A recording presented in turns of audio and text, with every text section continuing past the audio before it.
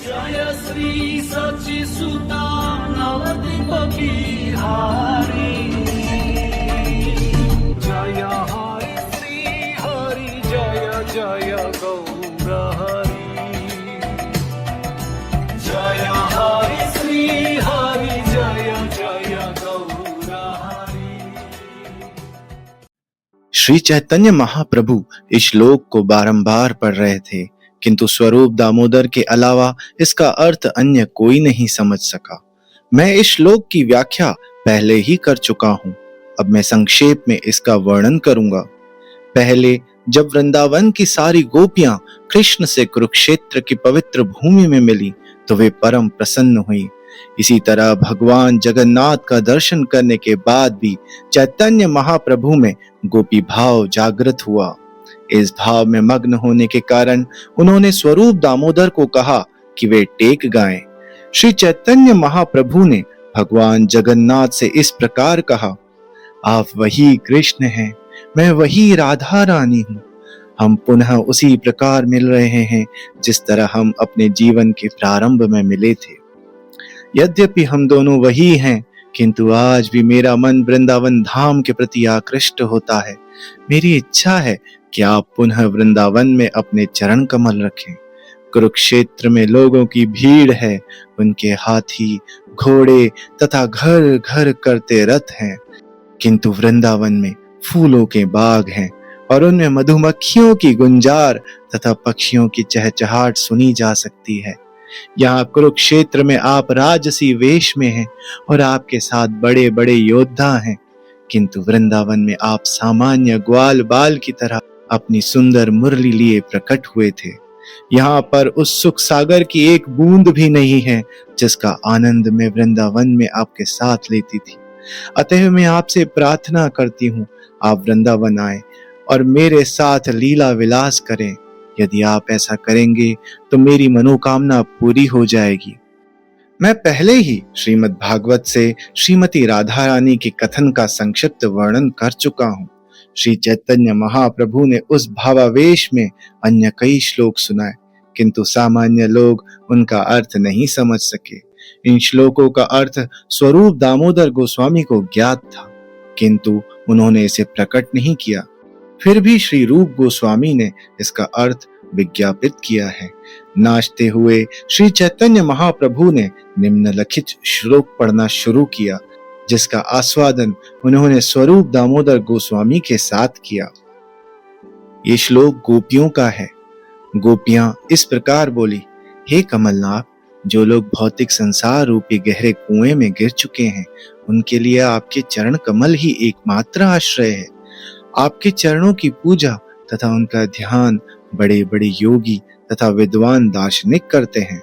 हम चाहती हैं कि वे ही चरण कमल हमारे हृदयों में भी उद्दित हों। यद्यपि हम सभी गोपियां गृहस्थी के कार्यों में संलग्न रहने वाली सामान्य स्त्रियां हैं।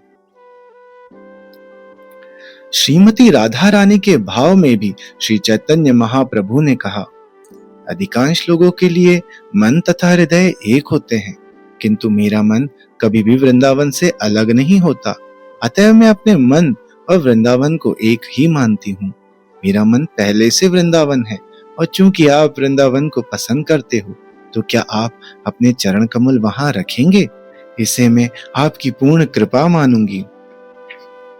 हे प्रभु, कृपया मेरी सच्ची विनती सुने। मेरा घर वृंदावन है और मैं वहां आपका सानिध्य चाहती हूँ, किंतु यदि मुझे सानिध्य नहीं मिला तो मेरा जीवन दुर्भर हो जाएगा। हे कृष्ण, जब आप पहले मथुरा में रह रहे थे, तब आपने मुझे योग तथा ज्ञान की शिक्षा देने के लिए उद्धव को भेजा था। अब आप स्वयं वही बात कह रहे हैं, किंतु मेरा मन उसे स्वीकार नहीं करता। मेरे मन में ज्ञान योग या ध्यान योग के लिए कोई स्थान नहीं है। यद्यपि आप मुझे अच्छी तरह से जानते हैं, फिर भी ज्ञान योग तथा ध्यान योग का उपदेश दे रहे हैं। ऐसा करना आपके लिए उचित नहीं है। चैतन्य महाप्रभु ने आगे कहा, मैं अपनी चेतना आपसे हटाकर भौतिक कार्यों में लगाना चाहती हूँ, लेकिन लाख प्रयत्न करके भी ऐसा नहीं कर पाती। मैं स्वभाव से आपकी ओर उन्मुख हूँ। अतएव आपका यह उपदेश कि मैं आपका ध्यान करूं, अत्यंत हास्यास्पद प्रतीत होता है। इस तरह आप मुझे मार डाल रहे हैं। आपके लिए अच्छा नहीं है कि आप मुझे अपने उपदेशों का पात्र समझें। गोपियां योगियों जैसी नहीं हैं। वे आपके चरण कमलों का ध्यान करने एवं तथाकथित योगियों का अनुकरण करने के मात्र से भी कभी तुष्ट नहीं होंगी। गोपियों को ध्यान की शिक्षा देना एक अन्य प्रकार का छल है। जब उन्हें योगाभ्यास करने का उपदेश दिया जाता है तब वे तनिक भी संतुष्ट नहीं होती, उल्टे वे आपसे और अधिक नाराज हो जाती हैं। श्री चैतन्य महाप्रभु ने आगे कहा, गोपियां विरह रूपी महासागर में गिर गई हैं और उन्हें आपकी सेवा करने की अभिलाषा रूपी तिमिंगल मछली निगले जा रही है।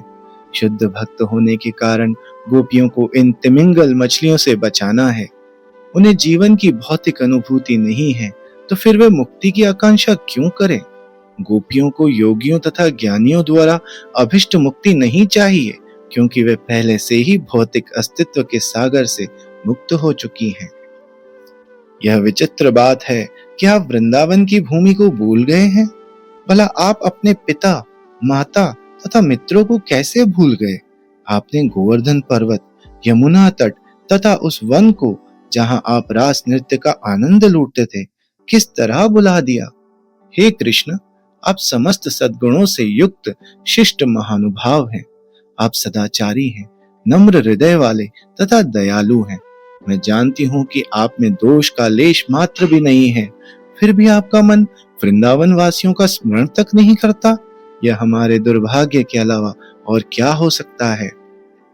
मुझे अपनी निजी दुख की परवाह नहीं है, किंतु जब मैं माता यशोदा का खिन्न मुखड़ा तथा आपके कारण समस्त वृंदावन वासियों के भग्न हृदय को देखती हूँ तो मुझे आश्चर्य होता है कि आप कहीं उन सबको मारना तो नहीं चाहते, या आप यहाँ आकर उन्हें जीवन दान देना चाहते हैं। आप क्यों उन्हें कष्टप्रद स्थिति में जिंदा रखना चाहते हैं? वृंदावन के निवासी आपको ना तो राजकुमार के वेश में देखना चाहते हैं, ना ही वे चाहते हैं कि आप अनजाने देश में महायोद्धाओं की संगति करें। वे वृंदावन भूमि को छोड़ नहीं सकते और आपकी उपस्थिति के बिना वे सब मर रहे हैं। न जाने उनकी कैसी दशा होगी। हे कृष्ण, आप वृंदावन धाम के प्राण और आत्मा हैं। आप विशेषकर नंद महाराज के जीवन हैं। आप वृंदावन भूमि में एकमात्र ऐश्वर्य हैं और आप अत्यंत कृपालु हैं। कृपा करके आइए और सभी वृंदावन वासियों को जीवन दीजिए। कृपया वृंदावन में पुनः अपने चरण कमल रखिए।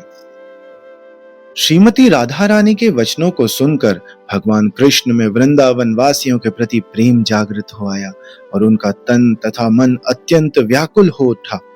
अपने प्रति उनके प्रेम की बातें सुनकर भगवान ने सोचा कि वे वृंदावन वासियों के चिर ऋणी हैं। तब कृष्ण श्रीमती राधा रानी को इस प्रकार सांत्वना देने लगे। मेरी प्रिय श्रीमती राधा रानी, कृपया मेरी बात सुनो। मैं सच कह रहा हूं, मैं तुम समस्त वृंदावन वासियों की याद कर कर के रात दिन रोता रहता हूं। कोई नहीं जानता कि इससे मैं कितना दुखी हो जाता हूं। वृंदावन धाम के सारे निवासी मेरे माता, पिता, ग्वाल सखा तथा अन्य सभी मेरे प्राणों के समान हैं। वृंदावन के सारे निवासियों में से गोपियां तो मेरे प्राण के समान हैं और गोपियों में हे राधा रानी तुम मुख्य हो, अतएव तुम मेरे जीवन का भी जीवन हो। हे श्रीमती राधा रानी, मैं तुम सबके प्रेम के अधीन हूँ। मैं तो एकमात्र तुम्हारे वश में हूँ। तुमसे मेरा विचोह तथा दूर स्थान में मेरा प्रवास मेरे प्रबल दुर्भाग्य का कारण ही हुआ है। जब किसी स्त्री का उसके प्रेमी से विछोह होता है या कोई पुरुष अपनी प्रिया से विलग होता है तो उनमें से कोई भी जीवित नहीं रह सकता। यह तथ्य है कि वे एक दूसरे के लिए जीवित रहते हैं, क्योंकि यदि इनमें से कोई मरता है तो दूसरा इसे सुनते ही मर जाता है। ऐसी प्रेमवती सती पत्नी तथा प्रेमवान पति विरह में एक दूसरे की शुभ कामना करते हैं और अपने निजी सुख की परवाह नहीं करते। वे एक दूसरे के कल्याण की ही कामना करते रहते हैं। ऐसे प्रेमी प्रेमिका दोनों शीघ्र ही फिर से मिलते हैं। तुम मेरी अत्यंत प्रिय हो और मैं जानता हूँ कि तुम मेरे बिना एक क्षण भी जीवित नहीं रह सकती। तुम्हें जीवित रखने के लिए ही मैं भगवान नारायण की पूजा करता हूँ।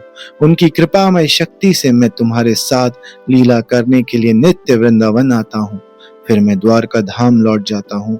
इस तरह तुम वृंदावन में सदैव मेरी उपस्थिति का अनुभव कर सकती हो। हमारा प्रेम व्यापार इतना शक्तिशाली इसलिए है क्योंकि सौभाग्यवश मुझे नारायण की कृपा प्राप्त है। इससे मैं दूसरों से अप्रकट होकर वहां आ सकता हूँ। मुझे आशा है कि शीघ्र ही मैं सबको दिख सकूंगा। मैं यदुवंश के उत्पाती असुर शत्रुओं को पहले ही मार चुका हूँ और मैंने कंस तथा उनके मित्रों का भी वध कर दिया है। फिर भी 2-4 असुर अभी बचे हुए हैं। मैं उन्हें मारना चाहता हूँ और उनका वध करने के बाद मैं शीघ्र ही वृंदावन लौट आऊंगा। इसे तुम निश्चित जानो। मैं वृंदावन के निवासियों को अपने शत्रुओं के हमलों से बचाना चाहता हूँ, इसलिए मैं अपने राज्य में रहता हूँ। अन्यथा मैं अपने राजसी पद के प्रति उदासीन हूँ। मैं राज्य में भी जो पत्नियां, पुत्र तथा धन रखता हूँ, वे सारे के सारे केवल यदुओं के संतोष के लिए हैं। तुम्हारे प्रेममय गुण मुझे सदैव वृंदावन की ओर खींचते रहते हैं। वे 10-20 दिनों में मुझे निश्चय ही वापस बुला लेंगे और लौटने पर मैं तुम्हारे तथा व्रजभूमि की सारी बालाओं के साथ रात दिन विलास करूंगा। श्रीमती राधा रानी से बात करते हुए कृष्ण वृंदावन लौट आने के लिए अत्यंत उत्सुक हो उठे। उन्होंने एक श्लोक सुनाया जिससे श्रीमती राधा रानी के सारे कष्ट दूर हो गए और आश्वासन प्राप्त हुआ कि उन्हें पुनः श्री कृष्ण प्राप्त हो जाएंगे। भगवान श्री कृष्ण का यह श्लोक इस प्रकार है। मुझे प्राप्त करने का एकमात्र उपाय मेरी भक्ति करना है। हे गोपियों, तुम लोगों ने सौभाग्यवश मेरे लिए जितना भी स्नेह एवं प्रेम प्राप्त कर रखा है, उसी के कारण मैं तुम्हारे पास वापस आ रहा हूँ। श्री चैतन्य महाप्रभु अपने कमरे में स्वरूप दामोदर के साथ बैठ जाते और इन श्लोकों का रसास्वादन दिन रात किया करते। श्री चैतन्य महाप्रभु ने पूर्णतया भावमग्न होकर नृत्य किया। जगन्नाथ के मुख का दर्शन करते हुए वे नाचते और इन श्लोकों को सुनाते जाते। स्वरूप दामोदर गोस्वामी के सौभाग्य का वर्णन नहीं किया जा सकता, क्योंकि वे अपने शरीर, मन तथा वाणी से महाप्रभु की सेवा में सदैव लीन रहते हैं। श्री चैतन्य महाप्रभु की इंद्रियां स्वरूप की इंद्रियों से अभिन्न थी। अतएव चैतन्य महाप्रभु स्वरूप दामोदर के गाने का आस्वादन करते हुए पूर्णतया निमग्न हो जाते थे। कभी कभी भावावेश में चैतन्य महाप्रभु जमीन पर बैठ जाते और नीचे देखते हुए जमीन पर अपनी उंगलियों से लिखा करते। यह जानकर कि उंगली से इस प्रकार लिखते रहने से महाप्रभु को क्षति पहुंच सकती है, स्वरूप दामोदर ने अपने हाथ से उन्हें रोका। स्वरूप दामोदर महाप्रभु के भाव के अनुरूप ही गाया करते थे। जब भी महाप्रभु किसी रस विशेष का आस्वादन करते, स्वरूप दामोदर उसे गाकर साकार कर देते। श्री चैतन्य महाप्रभु ने भगवान जगन्नाथ के सुंदर कमल जैसे मुख तथा नेत्रों के दर्शन किए। भगवान जगन्नाथ माला पहने थे, सुंदर वस्त्रों से सुसज्जित एवं सुंदर आभूषणों से अलंकृत थे। उनका मुख सूर्य की किरणों से जगमगा रहा था और समूचा वातावरण सुगंधित था। श्री चैतन्य महाप्रभु के हृदय में दिव्य आनंद का सागर उमड़ रहा था और उनमें उन्मत्तता के लक्षण तूफान की तरह जोर पकड़ने लगे।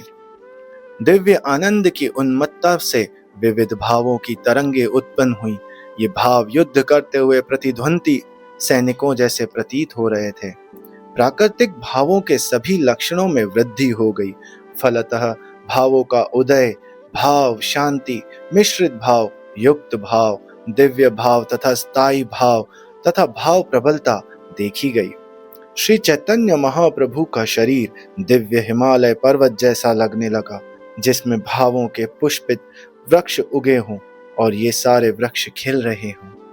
इन सारे लक्षणों को देखकर हर एक के मन तथा चित्त आकृष्ट हो रहे थे। महाप्रभु ने हर एक के मन को दिव्य भगवत प्रेम रूपी अमृत से सींच दिया। उन्होंने जगन्नाथ जी के सेवकों, सरकारी अफसरों, यात्रियों, सामान्य जनता तथा जगन्नाथपुरी के सभी निवासियों के मनों को सिंचित किया। श्री चैतन्य महाप्रभु के नृत्य तथा भाव प्रेम को देखकर सारे लोग चकित हो गए। उन सबके हृदयों में कृष्ण प्रेम का उछाल लेने लगा। हर व्यक्ति भाव प्रेम में नाचने और गाने लगा तथा महान कोलाहल गूंजने लगा। हर कोई श्री चैतन्य महाप्रभु को नाचते देखकर दिव्य आनंद से अभिभूत हो गया। अन्यों की जाने दे, भगवान जगन्नाथ तथा भगवान बलराम तक श्री चैतन्य महाप्रभु के नृत्य को देखकर परम प्रसन्नता पूर्वक धीरे धीरे चलने लगे। भगवान जगन्नाथ तथा भगवान बलराम कभी कभी रथ रोक देते और प्रसन्नता पूर्वक महाप्रभु का नृत्य देखने लगते। जो कोई भी उन्हें रथ रोक कर नृत्य देखते देख सका, वह उनकी लीलाओं का साक्षी है। जब श्री चैतन्य महाप्रभु इस तरह नाच तथा घूम रहे थे, तब वे महाराज प्रताप रुद्र के सामने गिर पड़े। महाराज रुद्र प्रताप ने बड़े सम्मान से महाप्रभु को उठाया, किंतु राजा को देखकर महाप्रभु को बाह्य चेतना आ गई। राजा को देखकर श्री चैतन्य महाप्रभु ने अपने आप को यह कहकर धिक्कारा, छी, कितने दुख की बात है कि मैंने ऐसे व्यक्ति का स्पर्श कर लिया जो संसारी मामलों में रुचि रखता है। जब चैतन्य महाप्रभु गिरे तो ना तो नित्यानंद प्रभु ने, ना ही काशीश्वर या गोविंद ने उनको संभाला। नित्यानंद अत्यधिक आवेश में थे और काशीश्वर तथा गोविंद अन्यत्र थे। श्री चैतन्य महाप्रभु पहले ही राजा के व्यवहार से प्रसन्न हो चुके थे, क्योंकि राजा ने भगवान जगन्नाथ के लिए झाड़ू लगाने का काम स्वीकार किया था। अतः श्री चैतन्य महाप्रभु राजा को वास्तव में मिलना चाहते थे। तथापि अपने निजी संगियों को आगाह करने के लिए पूर्ण पुरुषोत्तम भगवान श्री चैतन्य महाप्रभु ने ऊपर से रोष प्रकट किया। महाप्रभु द्वारा बाहरी रोष दिखाए जाने पर राजा प्रताप रुद्र भयभीत हो गए, लेकिन सार्वभौम भट्टाचार्य ने राजा से कहा, आप चिंता न करें, महाप्रभु आपसे अत्यंत प्रसन्न हैं। वे आपको लक्ष्य बनाकर अपने निजी संगियों को शिक्षा दे रहे थे कि संसारी लोगों से किस तरह व्यवहार करना चाहिए। उपयुक्त अवसर पाकर मैं आपका निवेदन प्रस्तुत करूंगा, तब आपके लिए आकर महाप्रभु से मिलना आसान होगा। जगन्नाथ की प्रदक्षिणा करके श्री चैतन्य महाप्रभु रथ के पीछे चले गए और अपने सिर से रथ को ढकेलने लगे। उनके ढकेलते ही रथ घर घर की आवाज करके चल पड़ा। चारों ओर से लोग भगवान के पवित्र नाम हरि हरि का उच्चारण करने लगे। जैसे ही रथ चल दिया, श्री चैतन्य महाप्रभु अपने निजी संगियों को भगवान बलराम तथा लक्ष्मी देवी सुभद्रा के रथों के समक्ष ले गए। वे अत्यधिक प्रेरित होकर उनके समक्ष नाचने लगे। बलदेव जी तथा सुभद्रा के समक्ष नृत्य करने के बाद भी श्री महाप्रभु भगवान जगन्नाथ के रथ के समक्ष आए और उन्हें देखकर पुनः नाचने लगे। जब वे बलगंडी नामक स्थान पर पहुंचे तो भगवान जगन्नाथ ने अपना रथ रोक दिया और दाएं बाएं देखने लगे। भगवान जगन्नाथ ने बाईं ओर ब्राह्मणों की बस्ती, विप्रशासन और नारियल के वृक्षों का कुंज देखा। दाहिनी ओर उन्होंने पवित्र धाम वृंदावन के जैसे सुंदर पुष्पों के उद्यान देखे। श्री चैतन्य महाप्रभु तथा उनके भक्त रथ के सामने नाच रहे थे और भगवान जगन्नाथ अपना रथ रोककर उनका नृत्य देखने लगे। भगवान को विप्र शासन स्थान पर भोजन समर्पित किए जाने की प्रथा थी। उन्हें असंख्य व्यंजन समर्पित किए गए और जगन्नाथ जी ने उन सब का आस्वादन किया। भगवान जगन्नाथ के सभी तरह के भक्तों ने, नए भक्तों से लेकर उन्नत भक्तों ने अपना अपना सर्वोत्तम भोजन भगवान को समर्पित किया। इसमें राजा, उनकी रानियां, उनके मंत्री तथा मित्र और जगन्नाथपुरी के छोटे बड़े सभी निवासी सम्मिलित थे। विभिन्न देशों से जगन्नाथपुरी आए हुए यात्रियों तथा स्थानीय भक्तों ने जगन्नाथ जी को अपने हाथों से पकाया हुआ भोजन अर्पित किया। भक्तों ने रथ में आगे और पीछे, रथ के दोनों ओर तथा पुष्पोद्यान के भीतर सभी जगह अपना भोजन अर्पित किया। जहां जहां भी संभव था उन्होंने भगवान को भोग चढ़ाया, क्योंकि इसके लिए कोई नियत नियम नहीं थे। भोजन अर्पित करते समय बहुत बड़ी भीड़ एकत्र हो गई। तब श्री चैतन्य महाप्रभु ने अपना नृत्य रोक दिया और वे पास के बगीचे में चले गए। श्री चैतन्य महाप्रभु बगीचे में चले गए। वहां वे प्रेमावेश में निमग्न होकर एक चबूतरे पर लेट गए। महाप्रभु नाचने के कठोर श्रम से बहुत थक गए थे और उनके सारे शरीर पर पसीना था। अतएव उन्होंने बगीचे की सुगंधित शीतल वायु का आनंद उठाया। संकीर्तन करने वाले सारे भक्त भी वहां आ गए और उन्होंने वृक्षों के नीचे विश्राम किया। इस तरह मैंने श्री चैतन्य महाप्रभु द्वारा किए गए महासंकीर्तन का वर्णन किया है, जिस तरह वे जगन्नाथ के समक्ष नाचे थे। श्रील रूप गोस्वामी ने चैतन्याष्टक नामक अपनी स्तुति में महाप्रभु द्वारा जगन्नाथ जी के रथ के समक्ष नाचने का स्पष्ट वर्णन किया है। श्री चैतन्य महाप्रभु ने रथ पर विराजमान नीलाचल के स्वामी भगवान जगन्नाथ के समक्ष प्रमुख मार्ग में परम प्रसन्नतापूर्वक नृत्य किया।